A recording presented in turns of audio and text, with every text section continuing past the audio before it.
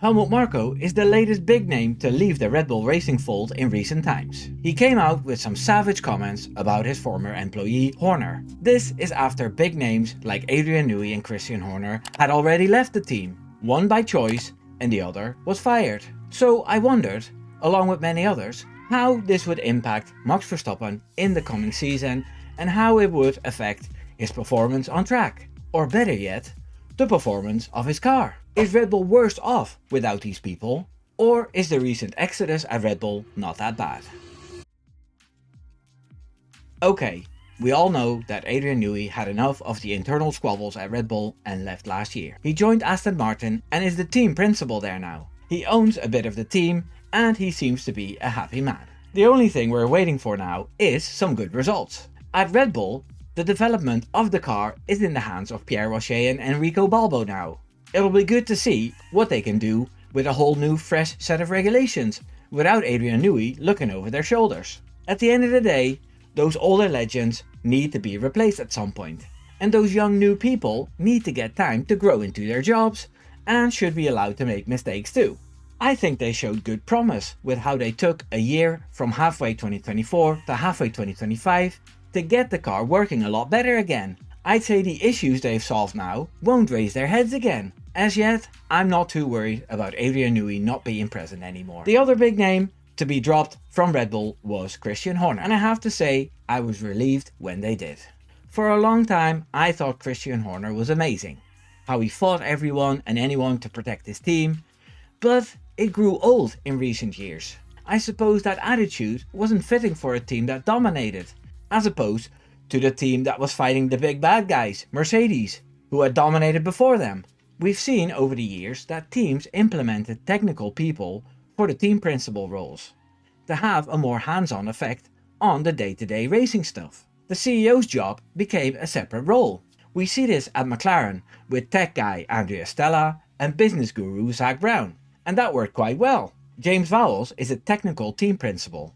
Mattia Binotto is a technical behind Jonathan Wheatley, who's also a technical team principal. And so is Fred Vasseur. It's a new trend to have these guys in these jobs, so replacing Horner with Mekies was a good choice, especially as Mekies is way less controversial and he has calmed things down quite a bit.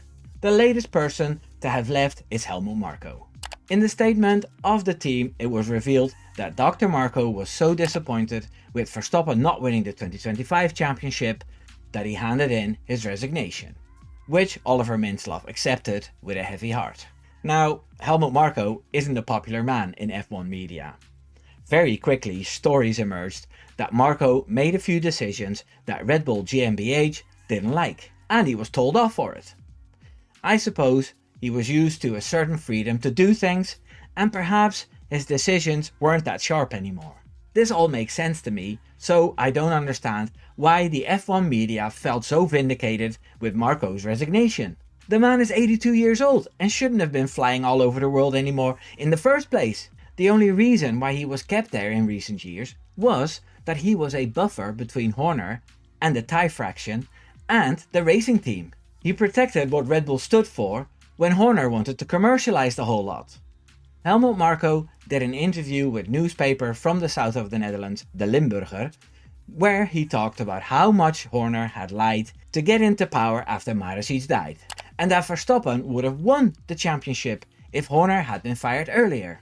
He talked about how things he said were blown up and fabricated to get him suspended, so Horner had free reign of the team. It was a big old mess, but now that Horner is gone, the need for Marko to be there is gone. He also said that he didn't need to stay there to look after Max, because he's a grown man now. The relationship between Verstappen and Marko has always been solid, and they have always been loyal to each other. I always liked the old man.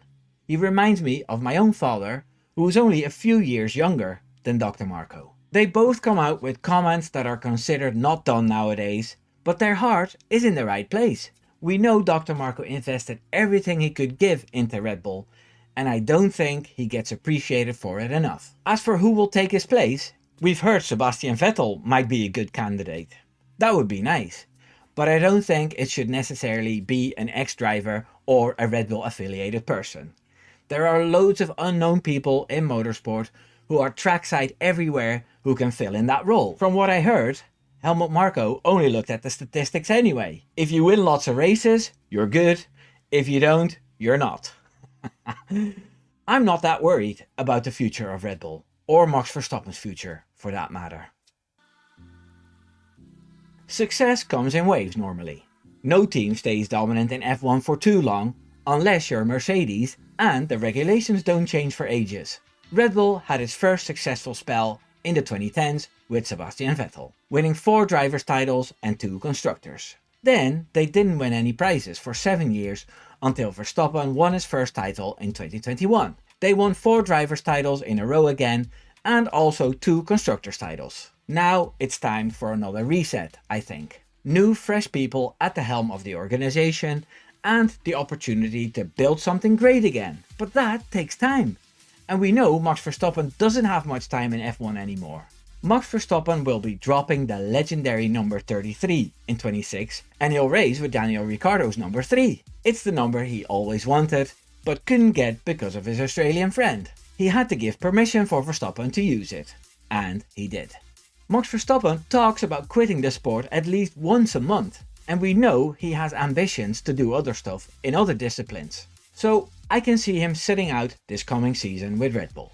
If the newly created Red Bull powertrains develop a disappointing engine, or if Pierre Rocher creates a bad car, or anything prevents Verstappen from having a good feeling about 2027, he'll leave. He'll try his luck in the team that wins in 2026, I guess. If the rumors are correct, it might be Mercedes, and that would make Toto Wolff very happy. It will be the first time he's happy since 2021, because he admitted that he thinks about Abu Dhabi 2021 every day. If Honda and Newey knock it out of the park, he could join Aston Martin, as Alonso has admitted that he'll quit if the 2026 season is to his satisfaction. McLaren is a little trickier, but then again, I think they may need to find another engine supplier, as Toto Wolff said he was dropping one team to supply.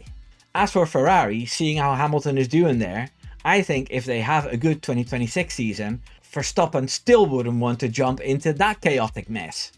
Leave that to Charles Leclerc, although he's also been hinting that he might look elsewhere.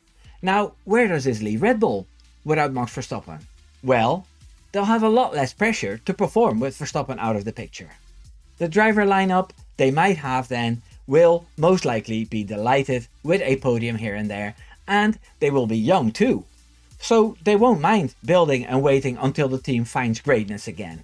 Just like Verstappen waited 7 years to get a championship. Or recently, Lando Norris. Good things come to those who wait. Unless you drive for Ferrari. To answer the question I asked at the start of the video, is this exodus at Red Bull really that bad? No, I don't think so. Of course, we want our team and our driver to stay at the top for a long time. But that's not realistic. New people need to gain experience, and they can only do that by being at the highest level, making decisions on their own. I'm looking forward to seeing a fresh new Red Bull team in 2027, with or without Max Verstappen. I'm also looking forward to seeing you subscribe. I'm this close to hitting 5k. Take care now. Doei doei.